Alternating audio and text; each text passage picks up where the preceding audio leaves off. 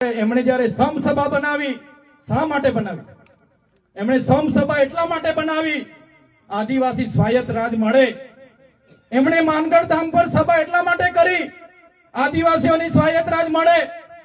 એ સમયે એમને એમની કેવી દીર્ઘદ્રષ્ટા હશે, એમને ક્યાંથી એમને એ થઈ ગયું, જ્ઞાન થયું હશે કે આદિવાસી સમાજની હાલત આવનારા દિવસોમાં આવી જવાની છે.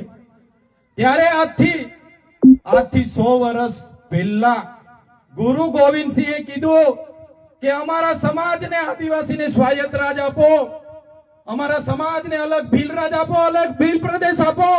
જ્યારે ભીલ પ્રદેશ મળશે ત્યારે જ આદિવાસીનું ઉત્થાન થવાનું છે. આ ગુરુ ગોવિંદજીનું સપનું હતું. આજના મંચ પરથી ઘણા દાદા, ઘણા મિત્રોએ ખૂબ સારા ઉપદેશો આપ્યા છે, સંદેશાઓ આપ્યા છે.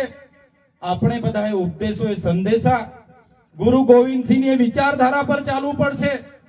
તે જ દિવસે આપણો સમાજ એક થશે. મારા સાથીઓએ ખૂબ સારી વાત કરી. આપણે બધા પાર્ટીઓમાં વેચાયેલા છે, ધર્મ સંપ્રદાયોમાં વેચાયેલા છે, નાના નાના સંગઠનોમાં વેચાયેલા છે.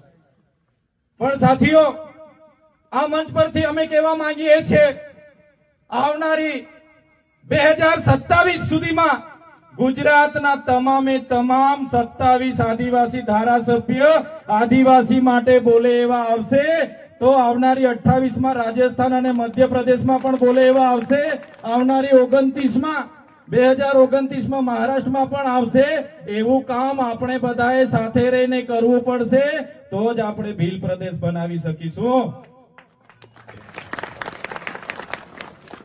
તમે કીધું આપણો ઇતિહાસ આ છે, આપણે મૂળ માલિક છે, આપણા સંવિધાનમાં આટલા અધિકારો છે. પણ તમે મને કહો, તમે મને જણાવો